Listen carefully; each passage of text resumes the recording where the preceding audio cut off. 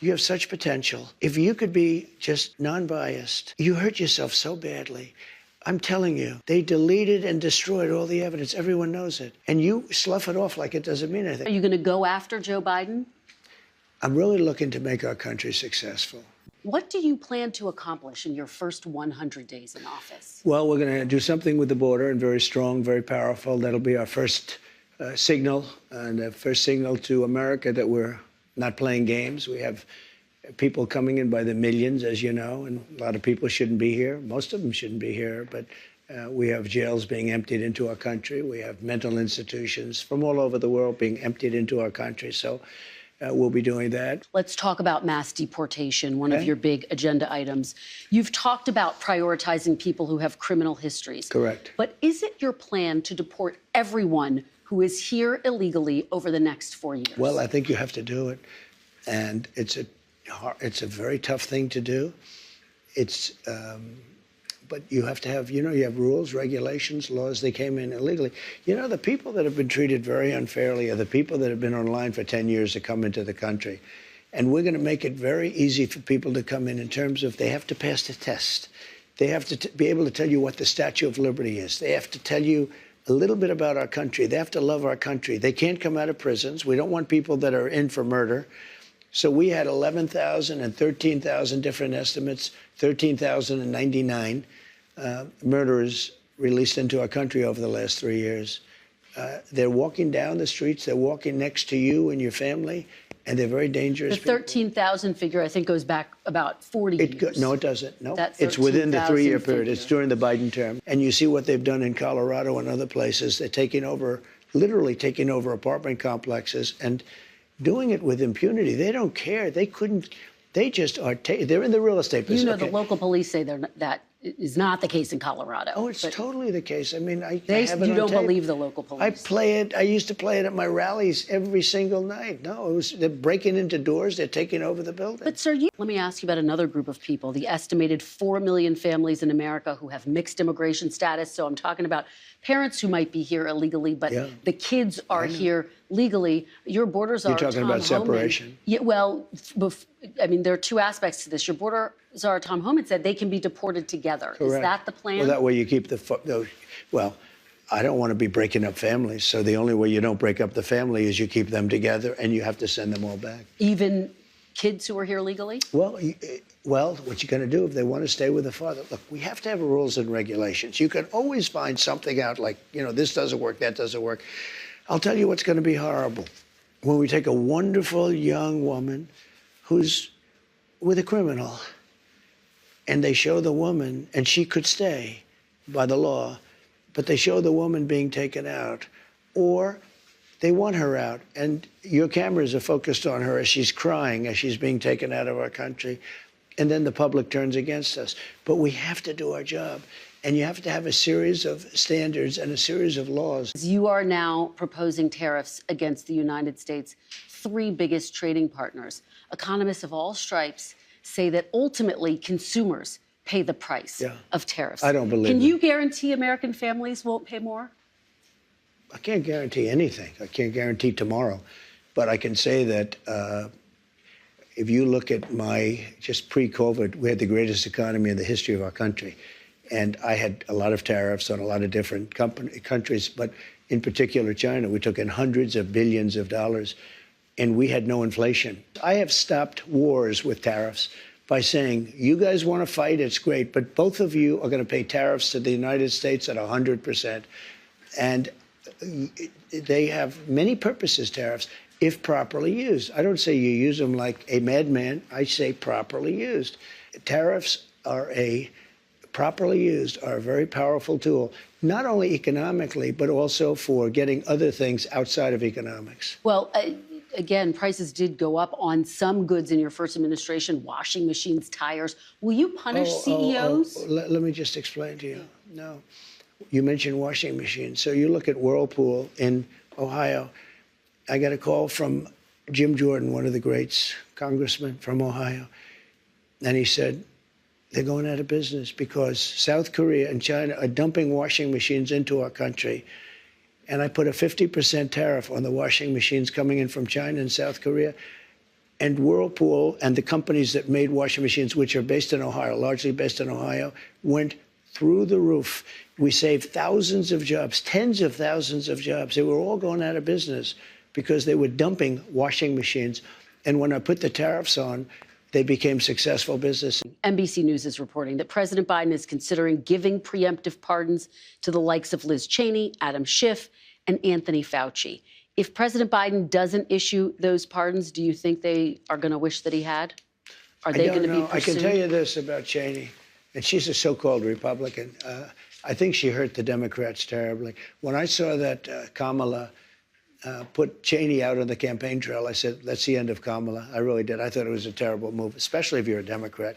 But Cheney did something that's inexcusable, along with Thompson and the people on the Unselect Committee of political thugs and, creeps. So the Unselect Committee went through a year and a half of testimony. Wait. They deleted and destroyed all evidence that they found. There's nothing left. It's unprecedented. And they deny doing that. If you do that in a civil case, you go to jail. They deny doing that. And officials say that the order never came in for the National Guard. A statement. On January 6th, let me ask you this about January 6th. I think Benny you're going to want to Thompson answer wrote this. in a statement that he has destroyed all evidence. Let me ask you this about It's January amazing. 6th. I wish you could be you have such potential. If you could be just non-biased, you hurt yourself so badly. I'm telling you, they deleted and destroyed all the evidence. Everyone knows it. And you slough it off like it doesn't mean anything. No, I'm just saying they deny it. That's all I'm saying. Kristen, if I did it, you would be standing up in that chair shouting at me. And you know what I'd do? I'd say, you got me. You've said that abortion is now a state issue. There are steps that you could take, though, as president, to restrict abortion through executive action without Congress. More than half of abortions in this country are medication abortions. Will you restrict the availability of abortion pills when you're in office?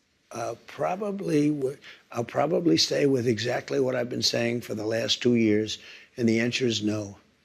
You commit to that? Well, I commit. I mean, do things change? I think they change. I hate to go on shows like Joe Biden. I'm not going to give my son a pardon. I will not, under any circumstances, give him a pardon. I watched this, and I always knew he was going to give him a pardon, and I don't like putting myself in a position like that. So things do change, but I don't think it's going to change at all. So you take me to my question. You're now giving people involved in Project 2025 prominent roles in your administration. Are you changing your mind about Project 2025? No. Is this now the policy blueprint for the second Trump administration? No. Some people, if you take a look at the group, it was hundreds of people were involved. And I was actually, I reprimanded the whole group. I said, you shouldn't have placed this document in front of the voters because I have nothing to do with it and I'm the one that's running. You had no right to do this where you put a 1,000-page document in front. And many of those things I disagree with. Now, many of those things I happen to agree with. Many of those things Democrats should have agreed to. And I think they would have done much better in the election because they got slaughtered. Well, I guess people see the list: Russ Vought, Brendan Carr, Peter Navarro, John Ratcliffe, Pete Hoekstra, Monica Crowley. And they think these are all of the people who were involved in or writing Project 2025. This must be a blueprint for work requirements, eliminating the Head Start program, criminalizing pornography. Is that what we can expect to see? Well, I don't know how they voted. I don't know. I never spoke to them actually about it. And I purposely, and I told you, normally it would be just the opposite. I'd review every page. I purposely didn't even want to see it. Because when somebody like you asked me a question about Project 2025, I can honestly say I've never seen it. I have nothing to do with it. I didn't read it, but I did hear some things in there that I would totally disagree with.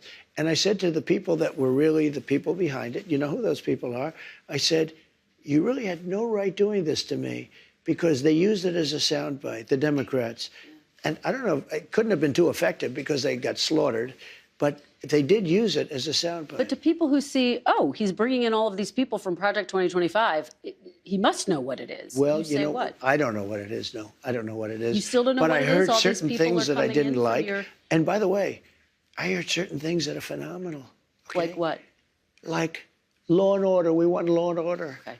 Okay? Little things like Let's put prisoners in jail. Let's not let people come out and raid every drugstore in Manhattan so that we have to put glass up and every store is going out of business. You've tapped Elon Musk, Vivek Ramaswamy, to head up this Department of Government Efficiency. Correct. Which proposes cuts to the federal government. I think a lot of people hear that and they get concerned about Medicare and Social Security and Not Medicaid going to have anything to do. and defense spending. We're talking you about won't touch theft, Medicare, Social Security. Abuse, fraud. Okay. No, I said to people, we're not touching Social Security, other than we make it more efficient, but the people are going to get what they're getting. Okay, so the entitlements And off the table. And we're not raising ages or any of that stuff. Okay, No, off the table. I won't do it. Okay. Let's turn to the Middle East now, sir. There are still American hostages being held in Gaza. Yeah. You said this week that if the hostages aren't released before Inauguration Day, quote, there will be all hell to pay. Correct. What exactly did you mean? And do you still think that the hostages are alive? I'm not a big believer in the fact that there are too many of them living, sadly, because I've seen the way they've been treated. I talk about the young girl that was pulled by her hair violently and thrown into the back of a car like she was a sack of potatoes. And I said, you know, that's hatred. And then I said, how did that young girl do? Beautiful young girl just dragged by her hair. You remember, blood pouring all over her body. You can imagine the parents thrown into the back of a car by some horrible guy. And I said, how is she? She's dead. She died, sir. I don't think you have as many. I mean, I hate to say it. I think you have far fewer hostages than people think. Really? That's what I think. It's only my opinion, but Okay. I've been right on just about everything.